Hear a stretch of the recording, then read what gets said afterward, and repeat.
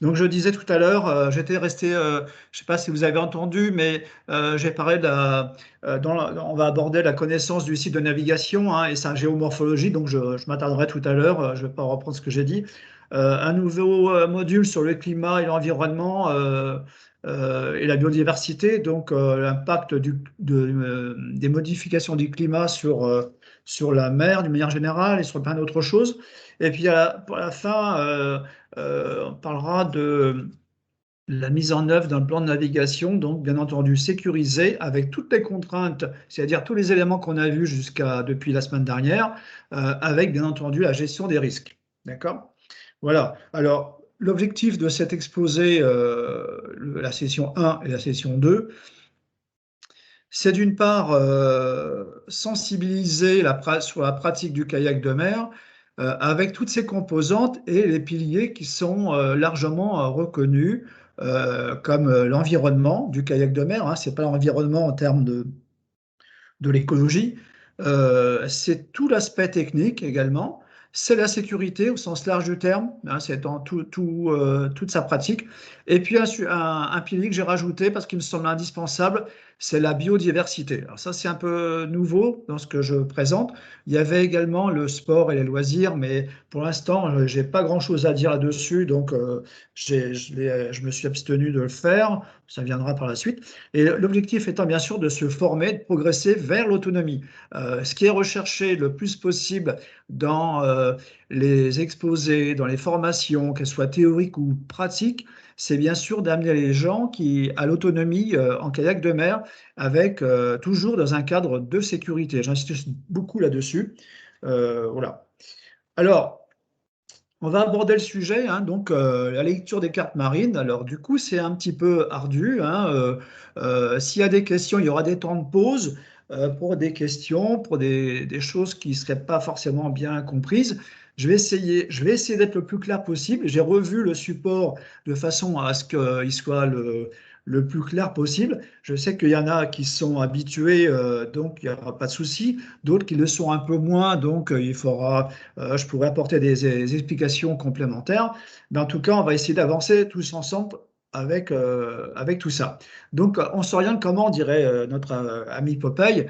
Eh bien, en fin de compte, pour s'orienter en kayak de mer, en mer, en navigation, eh bien, il y a différents outils comme, par exemple, les courants de marée, le guide des courants de marée. Hein. Il y a plusieurs guides comme ça qui traitent toute la côte à différents endroits, qui expliquent par rapport au courant, coefficient et plein de choses comme ça, quelle est la force du courant à tel endroit par rapport donc à l'heure, à la marée, donc au coefficient, et ainsi de suite. Donc ça, c'est un élément très important à utiliser quand on fait des navigations. Un autre élément, bien sûr, à prendre en compte, alors ça, c'est symbolique, hein, c'est qu'est-ce qu'on utilise? Un GPS, une boussole, enfin, les deux, à la limite. Hein. Mais en tout cas, il est très important de ne pas perdre le nord. C'est-à-dire que quand on navigue, il faut toujours savoir où l'on est et où on va. Savoir aussi qu'en mer, on peut avoir des situations un petit peu embarrassantes, comme le brouillard, par exemple, qui nous tombe dessus d'un coup. Si on n'est pas préparé à cela, avec du matériel adapté, eh bien, on est un peu dans les ennuis. On a également la carte marine, la carte du Chaume, mais pas que, hein, il y en a d'autres. Mais en tout cas, celle du Chaume est fortement recommandée. Avec ces cartes-là, elles couvrent tout un secteur de navigation. Quand vous partez en navigation, il est important d'avoir la carte avec soi, de façon à pouvoir, à savoir où on va et comment on va s'y prendre. Le compas, ça permet de faire des relevés, hein, des relevés de distance notamment. Et ici, c'est la boussole. Donc, on va voir par la suite comment on utilise tout ça au fil du temps. Alors, une carte marine, vous voyez là, c'est une carte géoportail. Elle couvre un secteur. Donc là, on est sur le secteur de la côte des légendes, Pays Pagan, dans le Finistère, Finistère Nord. Eh bien, vous voyez qu'en fin de compte, la carte, elle est complexe quand on ne la connaît pas. Comme ça, on ne sait pas de quoi on parle. On voit des chiffres, on voit des symboles, on voit des couleurs, on voit des traits, on voit plein de choses comme ça. Et à première vue, comme ça, on ne saurait pas comment l'utiliser. Sauf que, bien entendu, il y a une légende, et avec la légende, on va essayer de comprendre comment ça se passe. Donc là, les chiffres, en fin de compte, ce qu'il faut retenir principalement, c'est que vous avez des chiffres qui sont là, côte à côte. Vous avez des chiffres qui sont décalés, comme ici, 0,6, 2,3, 2,3. Vous avez également des chiffres tout seuls. Vous avez des chiffres soulignés ou des nombres soulignés. Vous avez des chiffres et des nombres entre parenthèses qui indiquent autre chose. Et après, il y a des symboles comme le R qui est en haut, par exemple, le petit R là. Vous avez des étoiles également qui indiquent également quelque chose. Tout ça, en fait, c'est le langage de la carte qu'il faut apprendre tout simplement, progressivement, comprendre, de façon à aller naviguer dans certains endroits. Et vous avez aussi des couleurs. Vous voyez qu'il y a du blanc, il y a du bleu, il y a du vert, et il y a un autre blanc encore qui représente la partie terrienne, si je peux dire, de ce paysage. Voilà. On va approfondir, hein. Donc, c'est important de le retenir comme ça. Vous voyez qu'à différents endroits, il y a des petits symboles, hein, des étoiles, des R encore. Il y en a d'autres, hein. Il y a du S pour le sable, enfin bref, des choses comme ça. On a également des balises en haut. Donc, on va continuer comme ça. Donc là, ici, on est sur un autre secteur qui est Plumeur-Baudou. En fait, c'est l'île Grande. Pourquoi j'ai mis l'île Grande? Parce qu'en fait, c'est un secteur. Alors, l'île Grande, Plumeur-Baudou, c'est à côté de Trébeurdin, pour ceux qui connaissent, en Bretagne, mais parce qu'en fait, là-bas, on a des fonds qui sont très perturbés en réalité. On a toutes sortes de situations, des hauts fonds, des fonds profonds, on a des dalles, on a des rochers, on a plein de choses comme ça. Et il y a un secteur, par exemple, qui est particulier pour naviguer, qui s'appelle en fin de compte les peignes. Vous voyez, si vous voyez ma petite flèche là, les peignes, c'est ici. En fait, toutes ces informations-là permettent de naviguer et de comprendre comment fonctionne la mer quand elle remonte dans un paysage comme celui-ci, où il y a des cailloux partout. On va générer des cailloux dans des passes, on va générer des courants dans les passes. On va aussi avoir des situations où on risque d'avoir des déferlantes par moment à cause justement des hauts fonds. Donc voilà ce type de carte qu'il faut bien analyser avant de partir. Les chiffres, on en parlera tout à l'heure, je vous montrerai à quoi ça sert. Vous avez déjà vu la semaine dernière déjà certains chiffres qui permettaient de définir des courants. Là, on va voir un petit peu plus sur les profondeurs, les rochers qui sont immergés, d'autres émergés, les risques de navigation par rapport à tout ça. Alors, sur les cartes, vous avez vu à tout à l'heure, on a différentes couleurs. On a ce qu'on appelle le gris-vert, euh, ici, là, qui est juste en haut à gauche dans la pastille. Eh bien, ça, c'est la partie qui est identifiée comme étant l'estran. Alors, qu'est-ce que c'est que l'estran? Ben, tout simplement, c'est la partie, c'est la plage, hein, c'est la partie qui va être dégagée par la mer en fonction de la marée, tout simplement. C'est quand la mer monte, elle redescend, eh bien, elle va laisser un espace qu'on appelle l'estran. D'accord? Toute la plage que vous voyez, quel que soit l'endroit, quand la mer est partie, eh bien, c'est l'estran. L'estran, c'est aussi quand même un espace qui est permis pour faire des bivouacs. Alors, quand on parle de bivouac autorisé, enfin en tout cas permis, c'est sur l'estran que ça se passe. Et c'est rarement derrière. Donc voilà, après il y a des ambiguïtés. Voilà, en général, on bivouac rarement sur l'estran, sauf dans le cas particulier. On l'a fait sur Raguenez, on l'a fait sur différents secteurs, différentes petites îles, parce que ça s'y prête bien. On est sur du sable, mais parfois c'est pas bien du tout parce que c'est humide et parce que c'est pas approprié. Bon. Après, on a la couleur bleue. La couleur bleue, en fait, elle signale des eaux jusqu'à 10 mètres de haut, ouais, jusqu'à 20 mètres de profondeur, en fait. Donc, on va trouver aussi des dégradés de bleu. Alors, pour nuancer les profondeurs avec la couleur bleue, on va avoir des bleus foncés et des bleus clairs. On est dans différents niveaux à cette précision-là. Et ensuite, on va passer.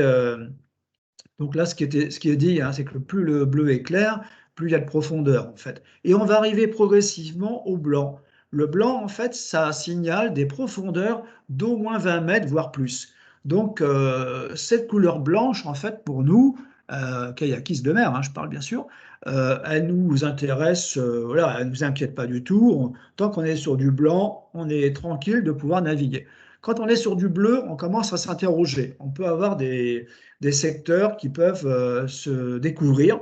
Et parfois, dans certains secteurs, quand il y a des hauts fonds, eh bien, on commence à calculer l'heure de marée pour savoir si on peut passer ou pas passer en fonction de la règle des douzièmes. Hein. Vous vous souvenez, la fois dernière, je vous ai parlé de la règle des douzièmes.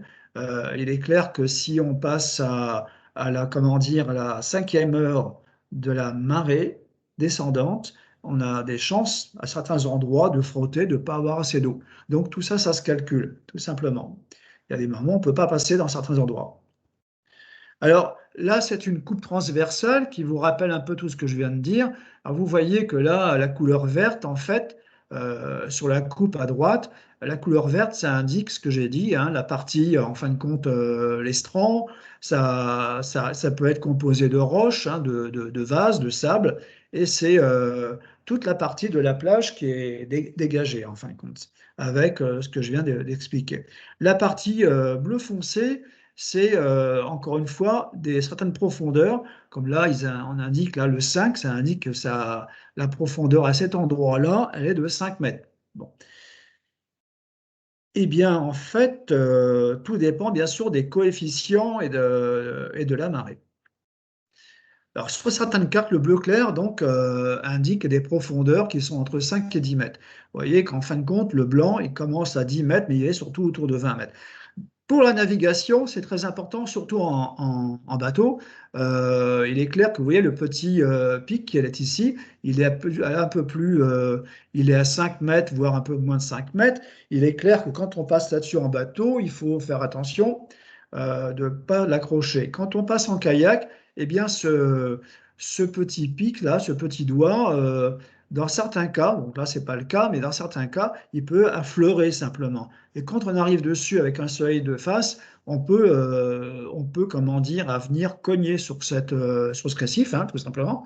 On dirait un pleureur en rivière, mais c'est un récif en fait, et on peut faire beaucoup de dégâts sur son kayak, surtout quand ils sont chargés. Donc là aussi, il faut faire attention au fond quand on navigue. Donc la couleur blanche, j'en ai parlé. Voilà, c'était la coupe transversale. Donc, tout ça pour reprendre un petit peu ce que je viens de dire. Sur une carte, on a différentes couleurs, hein. Vous avez vu, le bistre, là, c'est plutôt la terre, quoi, tout simplement. On a le blanc, on a le bleu. Donc, avec les différentes profondeurs.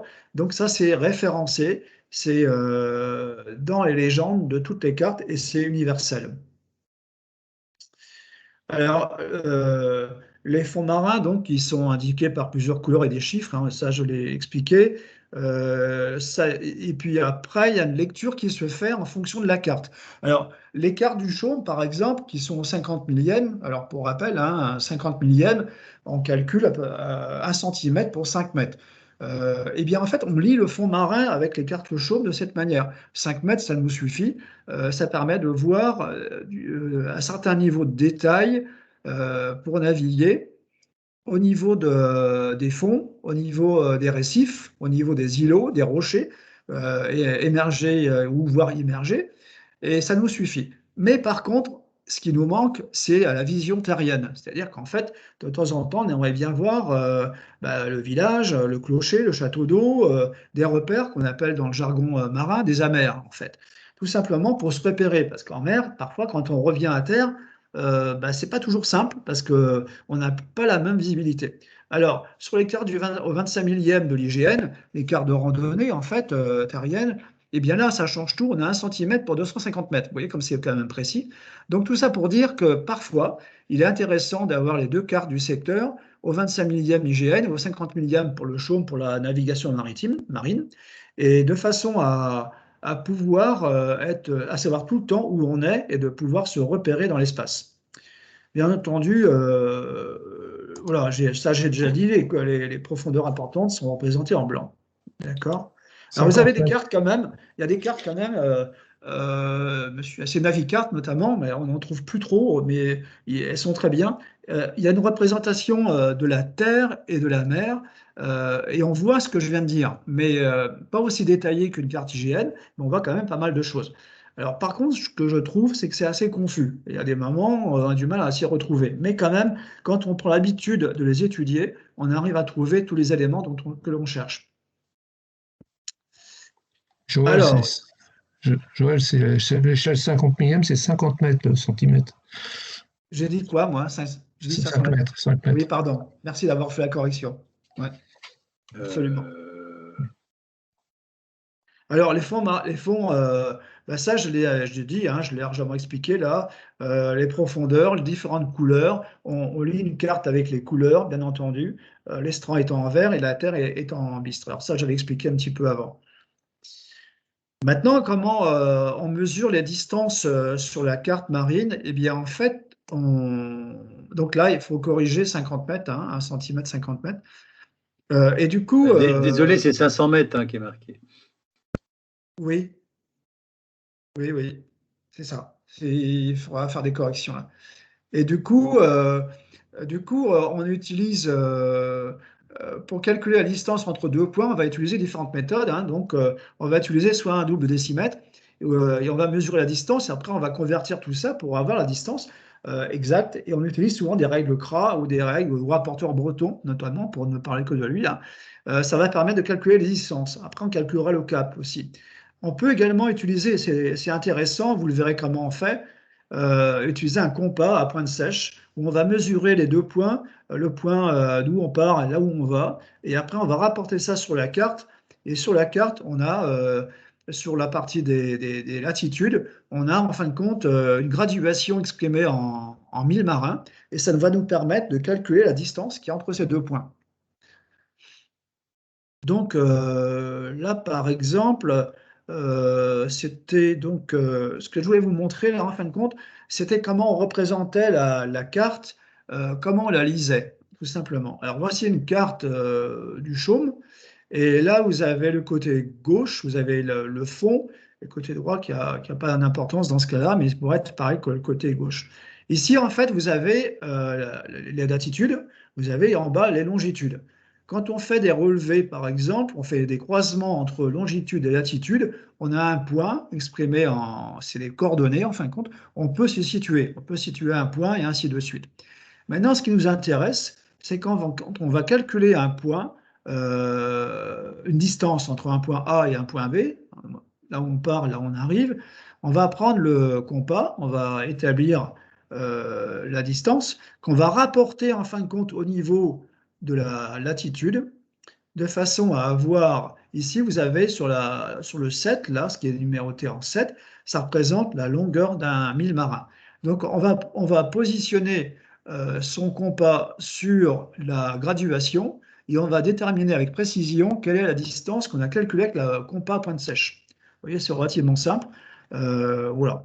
Donc, je vous passerai le détail. En bas, c'est pour d'autres mesures, mais je ne vais pas vous les expliquer parce qu'on prendrait beaucoup trop de temps. On a cette notion donc de minutes, par exemple, en bas, et après, il y aura aussi la notion de degrés. Mais enfin, donc là, on ne rentrera pas là-dedans. C'était pour vous montrer comment on s'y prend pour calculer une distance. Alors, le mille marin, je vous l'avais déjà dit, hein, c'est 1852 mètres. Bon, c'est la longueur d'un arc intercepté par un angle. Alors ça, c'est du blabla, parce que je ne peux pas trop m'étaler là-dessus, mais je vous parlais d'un soixantième de degré. Mais en fait, ce qu'il faut retenir, c'est qu'une minute, c'est égal à 1852 mètres. C'est-à-dire, une minute, c'est égal à un mille marin. Bon, voilà, quand on fait des calculs comme ça nous permet d'avoir une certaine précision. Donc, quand on veut calculer la distance entre deux points, ben, comme je vous l'ai dit, on ouvre le compas, on mesure avec le compas et on rapporte ça sur les latitudes, sur la zone, la latitude de la carte marine. Et on calcule comme je vous l'ai expliqué tout à l'heure. Vous voyez, c'est ce qu'on fait là. On a calculé deux points, en fin de compte, et ensuite on va rapporter sur la carte. Là, ici, on a 1000, 2000, on a presque 3000. Donc, du coup, on a à peu près, donc il faudrait regarder, c'est pas assez précis, mais regarder les divisions pour voir qu'on est à peu près à 2,8 000. Donc, voilà à peu près ce que ça peut donner. Donc, ça, c'est une précision qui nous permet de calculer la distance. Ayant calculé la distance en 1000, on va calculer après le temps nécessaire pour accéder, pour aller à ce point, au point B, tout simplement. En sachant qu'il faudra prendre en compte le vent, le courant et choses comme ça. Et aussi en sachant qu'on avance à 3 nœuds à l'heure, soit plus ou moins 4 à 5 km à l'heure. En temps normal, bien sûr, hein, avec le vent, le courant, ça peut changer complètement les choses. Mais c'est comme ça qu'on va faire des relevés et de distance et de rapidité, enfin donc vitesse, et en fait on définit les délais. Délais donc pour arriver à notre destination. Alors, pour les chiffres, en fin de compte, sur la carte marine, eh bien, on a des sondes qui sont représentées par un chiffre en italique. Ce sont des sondes. Ça correspond à la hauteur d'eau en mètres. Vous avez vu tout à l'heure sur la carte, il y avait différents chiffres. Il y en avait qui étaient en italique, par exemple. Eh bien, ça représente la hauteur d'eau en mètres. Une sonde soulignée, ça indique une sonde négative, c'est-à-dire la hauteur d'eau elle sera donc au-dessus, on sera au-dessus du niveau de la mer. En fait, en clair, ça découvre à marée basse, tout simplement. La marée basse se retire. On sait qu'à ces points-là, avec des valeurs comme ça, eh bien, la mer découvrira la partie indiquée. Une sonde entre parenthèses indique la hauteur d'eau au niveau du point signalé sur la carte. Donc c'est vraiment la hauteur d'eau là où le point est indiqué sur la carte avec précision. Et puis on a les lignes de sonde qui relient les points. Donc c'est un petit peu, en fait, les lignes de sonde qui relient les points là, il faut imaginer ça comme les lignes de courbe sur la carte IGN au 25 millième. Ben, c'est pareil. Vous allez avoir en fin de compte des lignes de sonde, hein, tout simplement. On va appeler ça ligne de courbe. S'il n'y avait pas d'eau, ce serait un relief, et du coup, ce serait des lignes des courbes d'un niveau. Et on peut l'imaginer comme ça. Et c'est un peu ça d'ailleurs. Après, on a d'autres informations qui sont très importantes. C'est les symboles qui matérialisent le fond, l'environnement, le paysage, comme par exemple une étoile. Une étoile, elle signale une roche hein, qui est recouverte par la mer et qui émerge selon le niveau de la marée. Alors, il faut savoir qu'à certains moments de la marée, en fonction du coefficient, en fonction de l'heure de la marée, eh bien, la roche qui est indiquée par une étoile l'Astérix, là, eh bien, peut découvrir. Et parfois, elle est à fleur d'eau. Donc ça, c'est des éléments à prendre en compte quand on navigue surtout en bateau, c'est incontournable. Mais quand on navigue en kayak, dans certains endroits, je reviens encore à mon exemple, là, quand on a le soleil de face ou quand on a un soleil brillant sur l'eau qui reflète, on ne voit pas toujours comment dire, les récifs. Et là, il faut faire attention, si sur la carte on voit qu'il y a l'étoile comme ça, c'est qu'il faut s'attendre à des rochers à fleur d'eau. La croix, eh bien, c'est une roche qui est toujours submergée, quel que soit le niveau de la marée. Donc ça, c'est une indication intéressante. Et après, on a la croix avec le point. C'est une roche qui effleure donc la surface au niveau zéro des cartes. Ça veut dire qu'en fait, là, il faut avoir beaucoup d'ascension. Encore une fois, que les bateaux, hein, c'est des références nautiques pour la navigation. Donc là, je reprends l'exemple de ma carte marine. Vous voyez que là, en fait, on est sur 4,3. Ça indique une profondeur de 4,30 m. Autant pour au-dessus, on est sur du 1,10 m. Et puis, on est sur du 0,5 m, un peu plus loin, du 5,10 m, du 1,40 m. On doit avoir ici, là où vous avez une étoile, c'est un rocher, vous voyez. Vous suivez le curseur? Vous arrivez à suivre le curseur? Ouais, ça va. Bon, du coup, là, on a des rochers, on a ici des balises, on a ici des profondeurs moyennes. Alors, ce qui est intéressant parfois, c'est de voir que on a des fois donc une profondeur progressive et parfois on monte, pardon, on descend et on remonte d'un coup. Donc, vous voyez, comme là, il y a 2,6 là, ça veut dire qu'en fait, on remonte. C'est des bancs, tout simplement, hein. Le banc de la chaise, là, c'est un banc. Et quand on a de la houle, bah ça peut générer énormément de déferlantes. C'est comme ça qu'on peut lire aussi le paysage marin. Vous voyez, ici, on est à 0,1, c'est pas beaucoup, hein, et alors qu'on est à 1,30 m ici. C'est sûr que là, on peut avoir, ça peut bousculer là. Quand on va naviguer par là, on peut avoir des drôles de surprises. Mais ici, c'est clair. Ici, on est sur du 5 mètres, on est sur 2,60 m et on replonge dans du 5,10 m. Et pour remonter à 3,80 m, ça veut dire que là, il y a des bancs, alors c'est des bancs de sable, hein, je pense, avec des cailloux aussi. Mais tout ça, ça fait que c'est un secteur très, très perturbé. Donc, on lit les cartes de cette manière aussi. quand on va faire de la navigation, on fait attention là où on va mettre son kayak. Est-ce que vous avez des questions sur ce qu'on vient de voir?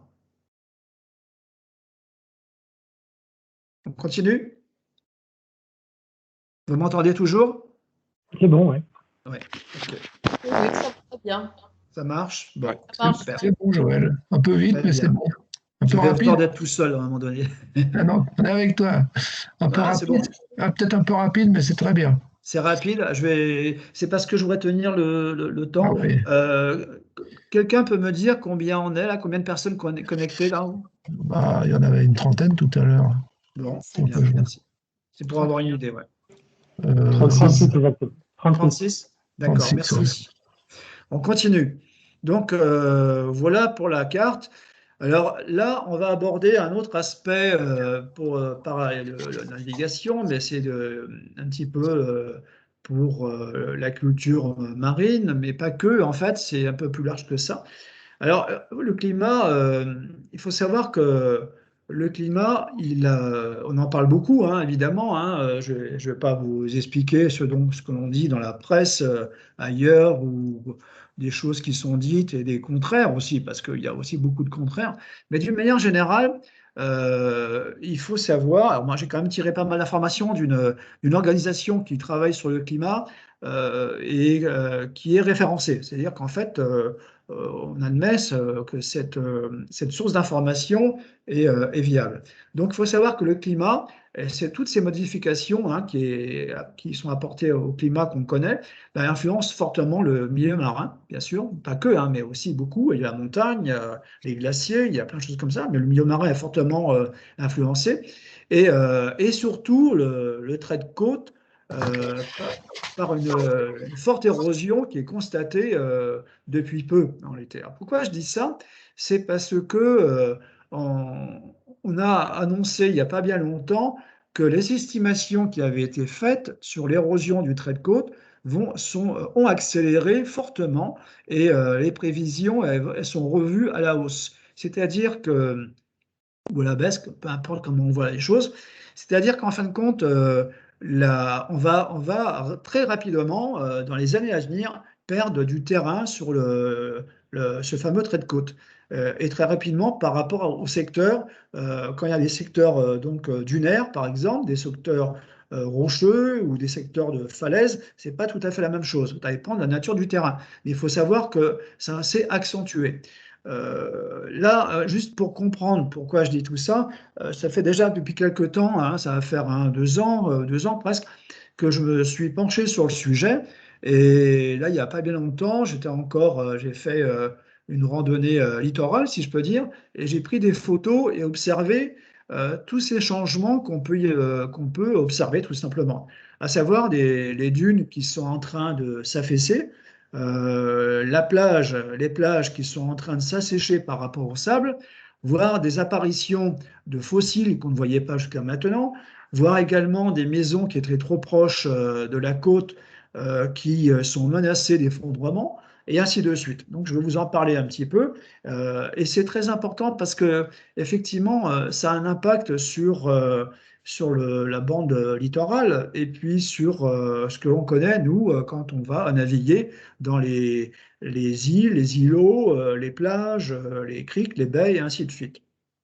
Alors, effectivement, il y a des secteurs ils sont submergés, hein, déjà.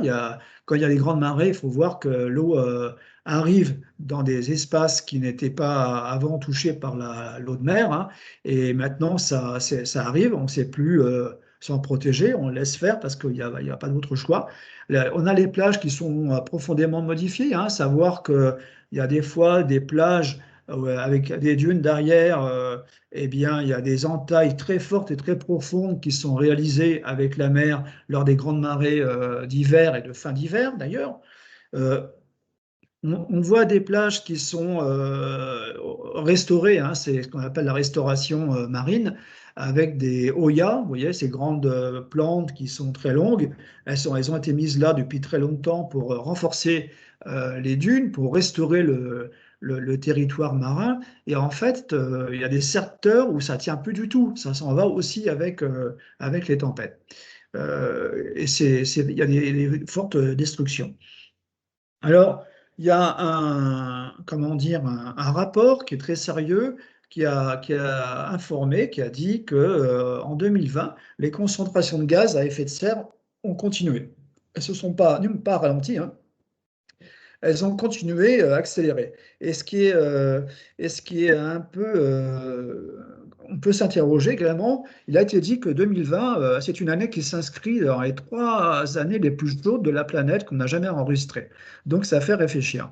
Ça va générer énormément d'incidences sur le littoral marin, bien sûr sur les glaciers, hein, je ne vous parlerai pas là de l'Arctique et de l'Antarctique, mais il y a un effet énorme. Il faut savoir qu'en Arctique et en Antarctique d'ailleurs, quand les glaciers fondent, s'écoulent en mer, il y a un effet, ce qu'on appelle l'effet papillon, quoi. C'est-à-dire que ce qui se passe là-bas, ça arrive avec un certain délai sur tout le littoral. On voit donc des montées d'eau, des montées de la mer dans des proportions qu'on n'avait pas du tout estimées pas de cette manière-là en tout cas, jusqu'à maintenant. Donc il y a une forte incidence.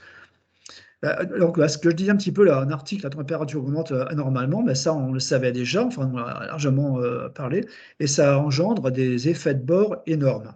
Énormes. On a certainement des îles, des petits îlots qui vont disparaître d'ici à 10-15 ans, faut le voir comme ça. C'est pas beaucoup, hein, c'est bientôt, hein, en fait, hein.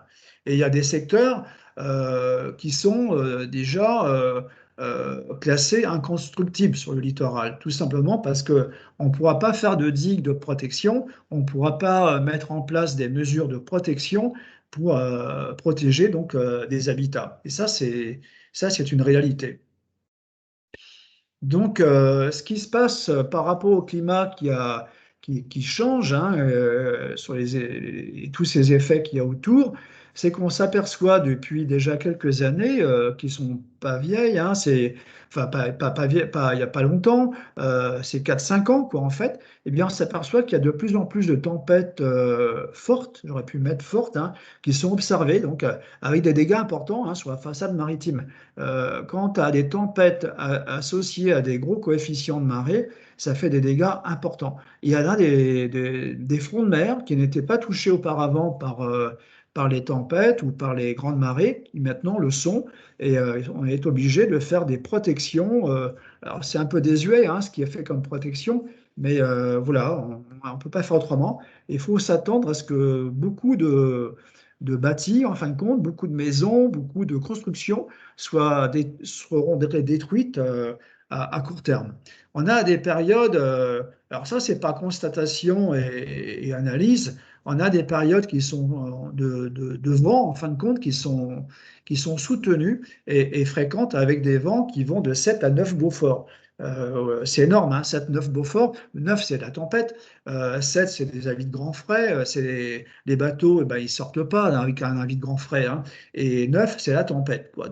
Et ça, on voit de plus en plus ces phénomènes-là arriver. En Bretagne, pour ne parler que de ça, parce que c'est un secteur que je connais assez bien, on voit depuis quelques années les périodes qui sont très longues sous l'influence du vent et des tempêtes. Quand on arrive au beau jour, voire même en été, on s'aperçoit que quand on navigue, et on est plus observateur, hein, quand on fait de la navigation, et notamment kayak de mer, on s'aperçoit que très souvent, eh bien, on se fait sécher pour la navigation parce qu'il y a trop de vent. Bien souvent, on arrive et il y a tellement de vent qu'on va chercher des coins de protection. Et ça, c'est quelque chose qu'on voyait plus rarement il y a 10-15 ans. C'est complètement différent. On a aussi un autre phénomène sur le climat, c'est par rapport aux espèces, hein, c'est-à-dire les oiseaux, les phoques, les dauphins. Eh bien, en fait, on constate une mortalité plus sensible, tout simplement parce que ils sont ballottés, ils sont des fois fracturés sur des rochers, mais pire encore, ils sont épuisés. C'est-à-dire que se battre contre les éléments qui sont mouvementés comme ça, eh bien, ça les fatigue énormément. Ils trouvent beaucoup moins d'espace de repos, d'endroits de repos, et ils en meurent. Là, j'ai cité aussi la baleine également. Ben oui, parce que il n'y a pas bien longtemps, je crois que c'était l'hiver dernier, on a, comment dire, constaté dans la baie de Kernik, je crois, c'est au pays Pagan, hein, pays la côte des légendes, un peu avant la mer Vrac, il y avait une petite baleine, un baleineau qui s'était échoué de fatigue, certainement, et il ne pouvait plus résister, on n'a pas pu le remettre à l'eau. Voilà, donc du coup j'en ai parlé aussi, le littoral abîmé, hein, des maisons détruites, des dunes qui se sont écroulées, la submersion de certains terrains, des endroits près. Voilà, donc tout ça j'en ai parlé, c'est une problématique qui va s'accentuer, ça n'est pas fini à mon avis, et puis c'est le constat qui est fait dans les rapports spécialisés d'experts. Voilà, il faut s'attendre à voir ça beaucoup plus souvent. Alors là, je vous ai mis ce que moi j'ai constaté, hein, c'est un peu ma phase d'observation et de recherche. Là, on est sur le secteur du Carnic, je crois, et j'avais fait du longe-côte là pour observer les effets de l'après-grande tempête s'il n'y a pas bien longtemps. Et vous voyez là, en fin de compte, la dune qui s'est complètement écroulée. Et il faut savoir que ce que vous voyez là en vert, avant, ça s'avançait devant. Hein. Donc, toute cette partie-là a dégagé avec les tempêtes récentes, hein, en fait, il y a sur 2 ans. Ça a dégagé. Vous voyez ici, de la même manière, à droite, la photo de à droite, eh bien ça, c'est toute la dune qui a dégringolé, qui s'est fracturée, qui s'est décomposée. Et ça, ce sont dans la pente, bah, c'est le reste de la dune, tout simplement. Et là, un peu plus loin, là, juste en bas, vous voyez une barrière au-dessus. Et bien, en fait, derrière, ici, là, c'est un terrain avec une maison derrière, on va le voir. Et bien, tout ça, c'est en train de s'effriter, c'est en train de s'éroder. Et puis, bientôt, on arrivera avec d'autres grandes marées. Toute cette partie de sable, là, et puis quelques broussailles, là, et bien, ils vont disparaître. Et puis, la mer va continuer à attaquer la côte de cette manière. Vous voyez, donc c'est quand même très sérieux. Là, la photo d'après ben, vous montre ce qu'on a fait. Alors, ça paraît assez illusoire hein, quand même. Vous voyez que la maison qui est au-dessus, c'est la maison qui est juste derrière ce que je vous ai dit tout à l'heure. Et bien là, on a fait un enrochement pour éviter, pour réduire, pour ralentir les effets de l'érosion des tempêtes, des grandes marées, des tempêtes. Les grandes marées, hein, ça vient taper là-haut, hein, ça monte là-haut, hein, carrément les grandes marées. Ralentir, pour casser, mais ça tiendra que très peu de temps en fait. Et voilà, on approche, et là il y a une partie du sentier qui a été interdite d'ailleurs parce que tout est en train de s'écrouler. Et là vous voyez bien en fait, juste en bas, la photo d'en bas, il y a une petite barrière, il y a le terrain, il y a la maison qui est derrière, hein, cette maison-là en haut. Et bien en fait, là, en fait, le terrain avant, il était devant là, il était là comme ça, au ras des rochers presque. Et tout ça est dégagé avec les tempêtes et les grandes marées, tout simplement et le vent, et ainsi de suite, le mauvais temps. C'est fort hein, quand même. Voilà. Est-ce que vous avez quelques questions sur le climat? Est-ce que vous voulez rajouter quelque chose? Pas trop vite, là, ça va. C'est un peu nouveau, là, ce que je présente. J'en ferai d'autres, j'approfondirai le sujet. Là, je ne peux pas trop m'attarder, ça mériterait un module à part entière. Là, c'est juste une manière d'aborder un peu le sujet et l'impact que ça peut avoir et sur le littoral et puis aussi sur nos navigations. Il faut savoir qu'il y a des endroits où on ne pourra plus aller à cause de ça, où il y a des zones rocheuses qui seront plus importantes, dégagées. Et puis voilà, enfin plein de choses comme ça, quoi. Et puis là, sur la faune aussi, ça va modifier la vie de la faune locale, bien sûr. On continue? Oui, oui, on continue, très bien. On entend bien, c'est bien. Donc, préparer et organiser sa navigation. Alors, fort encore de toutes ces informations, on va y aller, on va voir comment on va préparer et organiser sa navigation, avec bien sûr le compas, la carte marine, le récocra, tout ce qu'on a vu jusqu'à maintenant, et puis on va voir comment on va faire. Donc, préparer, hein, c'est bien sûr anticiper, c'est bien sûr réfléchir, c'est savoir où on va et comment on va le faire. Donc, bien entendu, le parcours, bah, il doit être adapté à son expérience. Évidemment, hein, on n'emmène pas, on part pas déjà seul et on part pas avec des gens alors qu'on n'a pas l'expérience adaptée par rapport au parcours on envisage de faire. Ça, c'est très important. Exemple, on va pas, si on n'a jamais navigué longtemps et au-delà du bord de plage, on va pas partir du jour au lendemain faire l'archipel de la mer d'Iroise, enfin à Molène, tout simplement. Ça, il faut y faire attention. On va pas partir au Glénon comme ça, sans avoir un peu d'expérience, ou encore moins à l'île de Saint, si on n'a jamais fait de la mer un peu agitée avec des conditions un peu particulières. Eh bien, le plan de navigation, il permet de faire ça, c'est-à-dire de relever tous les critères de navigation, la météo, le vent, où on va, comment on fait, avec qui on va, et puis c'est de définir sa navigation. Vous retrouvez, voilà. Et puis voilà, j'espère que ça ne vous a pas trop gêné que j'ai un peu dépassé le temps prévu. Est-ce que tout ça vous a plu? Comment vous avez quelque chose à me dire ou pas, peut-être, je sais pas. Merci. Oui, Voilà. dire merci. Ouais. Merci, Noël. Alors, est-ce que ça, c'est sur la démarche, alors que les deux